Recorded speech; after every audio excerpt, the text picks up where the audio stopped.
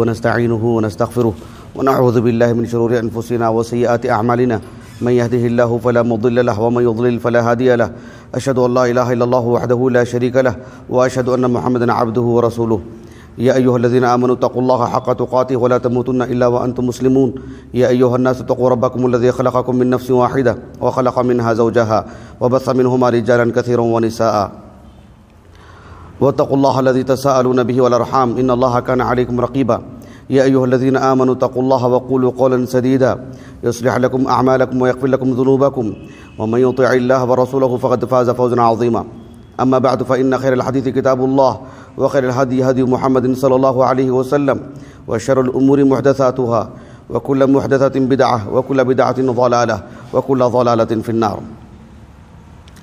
حاضرین جمعہ، محترم اصحاب علم، آج کے اس خطبہ جمعہ میں ایک سوء فہم کا ازالہ کرنا چاہتا ہوں. ہم بحیثیت مسلمان اللہ سبحانہ و تعالیٰ نے ہمیں جو شریعت عطا کی ہے، ہر باب میں، ہر میدان میں، زندگی کے ہر جز میں اللہ سبحانہ و تعالیٰ نے رسول اللہ صلی اللہ علیہ وسلم کے ذریعے سے ہماری رہنمائی فرمائی ہے. چاہے ہمارے معتقدات ہو، ہماری عبادات ہو، ہمارے معاملات ہو، ہمارا سفر اور حضر ہو، ہماری دیگر زندگی کی جو بھی امور ہوں، ایسا نہیں ہے کہ ہم بے سہارا ہیں. اس مختصر سی تمہید کے ذریعے سے ایک بات یہ آپ کو بتا دوں کہ اس دور میں اسلامی تعلیمات کے خلاف جو لوگوں کی کارروائیاں ہوتی ہیں، جو سازشیں ہوتی ہیں، وہ الگ طرح کی ہیں. اس نوعیت کی نہیں ہے جو اللہ کے رسول صلی اللہ علیہ وسلم کے دور میں رہی ہیں، یا صحابہ کے دور میں، یا اس کے بعد کے دور میں. زمانہ کی ترقی کے ساتھ ساتھ، ماحول کی تبدیلی کے ساتھ ساتھ لوگوں کی سازشیں بھی بدلتی رہتی ہیں. اصل کے اعتبار سے اللہ کے رسول علیہ الصلوۃ والسلام کی سیرت مطہرہ سے ہمیں ہر چیز کا ایک رخ ملتا ہے، ہر چیز سے متعلق اصولی معلومات مل جاتی ہیں. لیکن زمانے کی تبدیلی کے ساتھ ساتھ جو چیزیں ہمارے سامنے آتی ہیں اس کا مقابلہ بھی صحیح ڈھنگ سے ہمیں کرنا چاہیے. اس دور میں اسلامی تعلیمات کے خلاف جو بہت ساری چیزیں رائج پائی ہیں، ان میں ایک بہت ہی اہم چیز، بنیادی چیز اصطلاحات ہے. ایسی اصطلاحات وضع کی گئی ہیں جن اصطلاحات کو استعمال کر کے اس کا معنی مفہوم کچھ ایسا ہے کہ اسلامی تعلیمات سے ایک انسان دور ہو جائے، ایک مسلمان دور ہو جائے. وہ اصطلاحات کو اتنی فوقیت حاصل ہے کہ اسلامی تعلیمات اس کے تابع ہو جاتی ہیں. مثال کے طور پر انسانیت آج کے اس دور میں ایک عجیب اصطلاح ہے.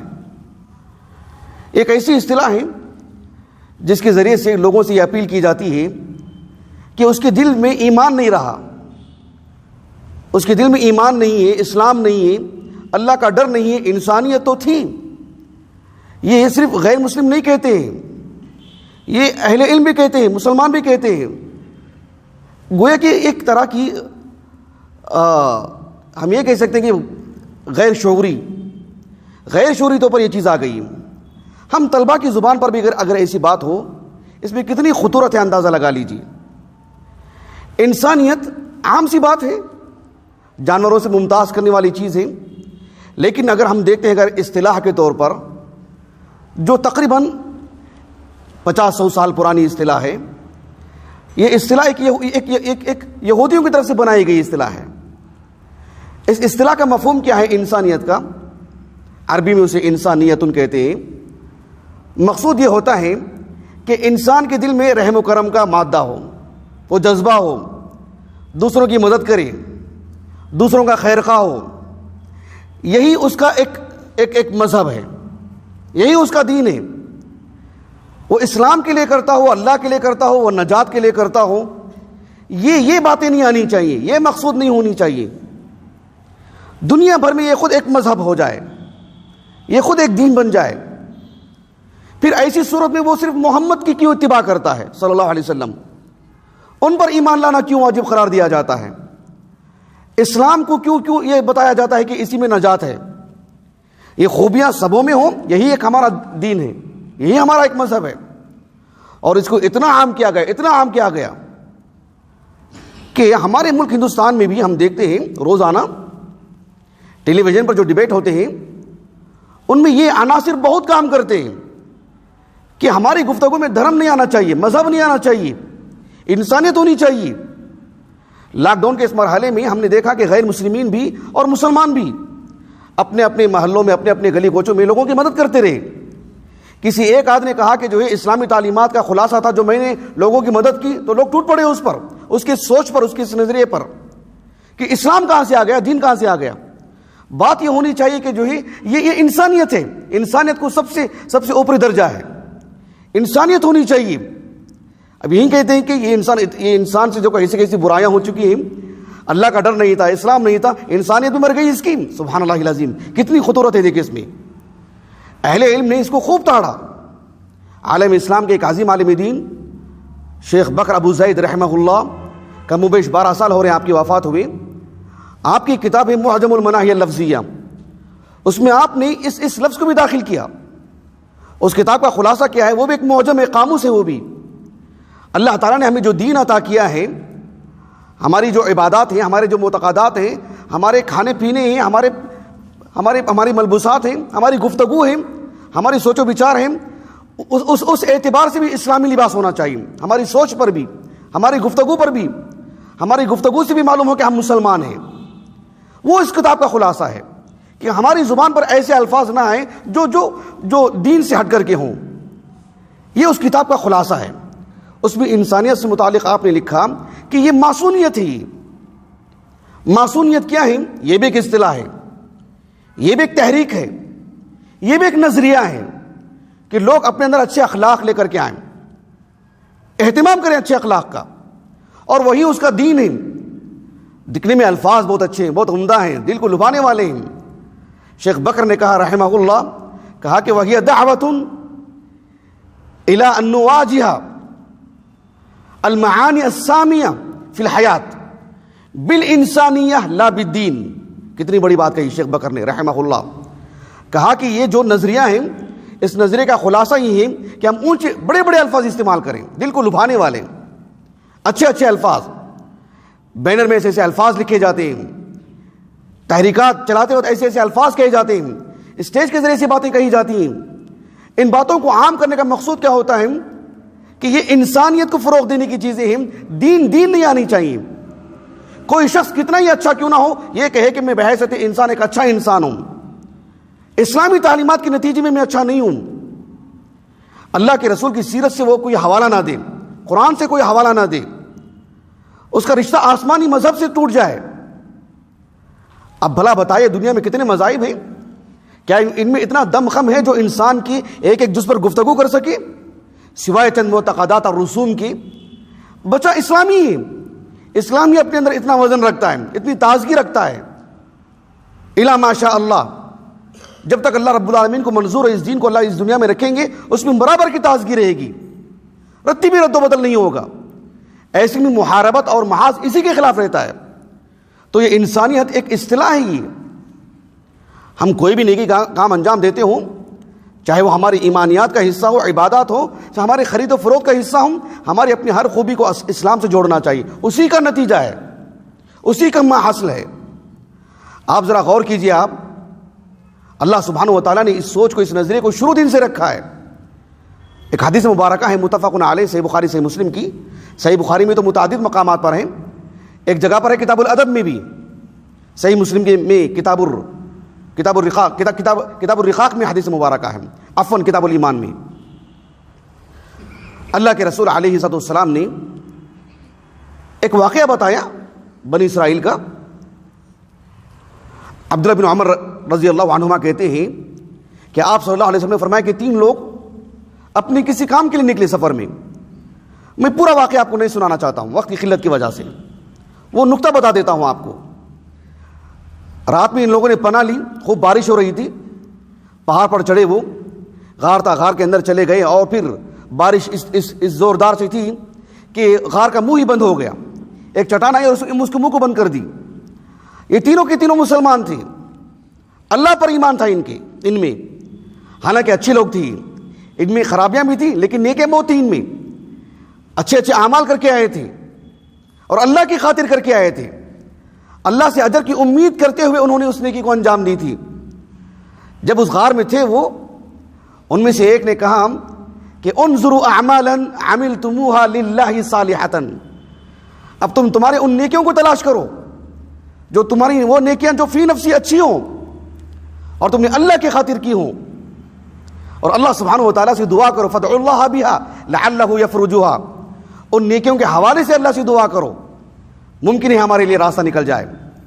ان میں سے ایک نے اپنے والدین کی خدمت کو اللہ سبحانہ و تعالیٰ کے حضور رکھا، ایک نے ایک حرام طریقے سے، ایک غلط راستے سے ایک عورت کی عزت کو پامال کرنا چاہا، اللہ کی خاطر اس سے رکا رہا، اور کسی نے کسی کے مال کی حفاظت کی، 1 روپیہ بھی ضائع ہونے نہیں دیا. ان تینوں نے اللہ سبحانہ و تعالیٰ سے یہی کہے کہ فَإِن كُنْتَ تَعْلَمُ أَنِّي فَعَلْتُ ذَلِكَ ابْتِغَاءَ وَجْهِكَ فَافْرُجْ لَنَا فُرْجَةً نَرَى مِنْهَا السَّمَامَ. کہا کہ اے اللہ، ہم نے اگر یہ کام، یہ نیکی، اپنی والدین کی خدمت، ایک عورت سے حرام طریقے سے اس سے میں رشتہ قائم رکھوں، کسی کا مال، کسی کا 1 روپیہ بھی اپنی جیب میں بچا کے رکھوں اور کسی کے مال کو میں تلف کروں، میں نے ایسے نہیں کیا ہے، میں نے تیری رضا کے لیے کیا ہے. میں نے اللہ سبحانہ و تعالیٰ سے ان کلمات میں جنہوں نے باتیں کی، راستہ نکل گیا ان کے لیے، نجات ہو گئی ان کی. امام نووی رحمہ اللہ نے ان کی کتاب ہے الاذکار، اس میں اس بات کو آپ نے لکھا کہ یہ صرف اتنی بات نہیں ہے کہ بنی اسرائیل کا ایک واقعہ اللہ کے رسول نے سنایا ہے. آپ علیہ السلام نے ان کی ثنا بیان کی، ان کی تعریف کی، اور ان کے اس واقعے کو رکھ کر کے ہمیں حوصلہ دیا. گویا کہ اس بات کی دلیل ہے کہ محض نیک عمل نہیں ہے، وہ اللہ کی خاطر ہونی چاہیے، ابتغاء وجہک. انسانیت نہیں تھی ان میں، انسانیت کے ساتھ ساتھ وہ ایمان تھا ان میں.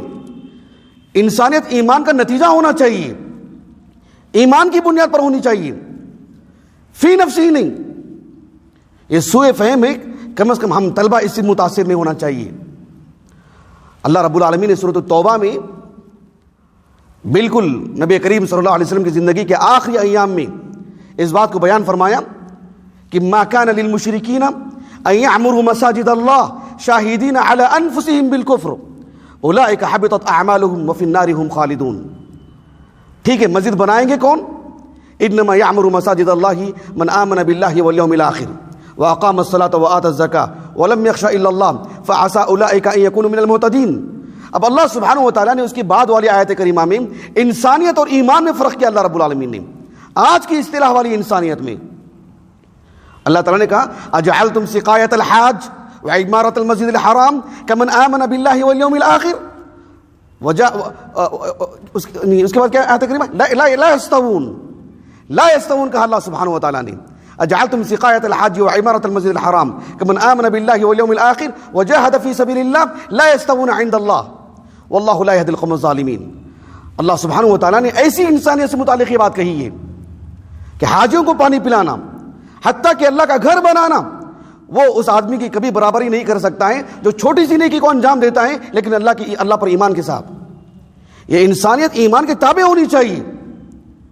لیکن ہم دیکھتے معاشرے میں ہماری زبانوں پر بھی رائج ہے، ہم بھی یہی کہتے ہیں ٹھیک ہے وہ مسلمان تھا، انسانیت تو ہوگی نا، اس میں انسانیت تو رہی ہوگی نا.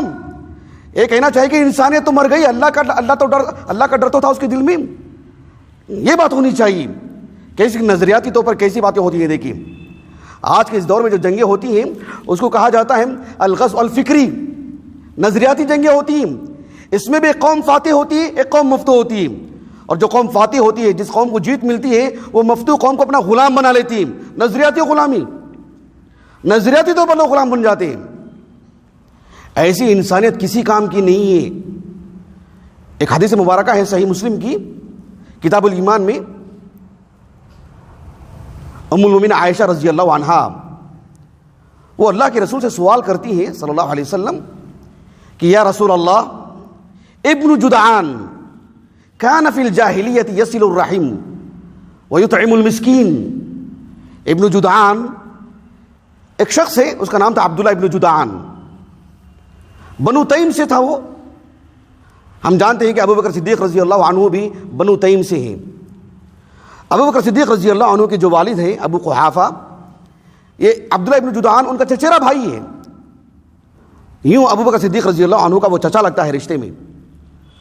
اس کے بڑے چرچے تھے صلہ رحمی کو لے کر، غریبوں کو لے کر، بلکہ کبھی کبھار وہ مالداروں پر ڈاکہ ڈالتا اور ان کا مال لے کر کے غریبوں کو کھلایا کرتا تھا. یہ بھی ایک طرح کا جنون، حالانکہ شرعی تعلیمات میں اس کا کوئی حصہ نہیں ہے، لیکن مساکین کو کھلانا، غریبوں کے گھر آباد کرنا، بڑے چرچے تھے اس کے.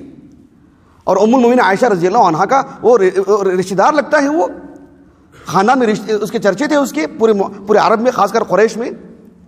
آپ علیہ السلام کو جب نبوت سے سرفراز کیا گیا،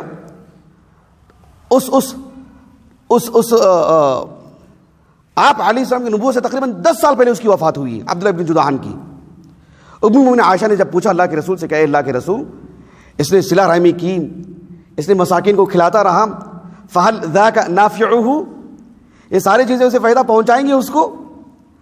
آپ علیہ السلام نے کتنی بڑی بات بیان فرمائی.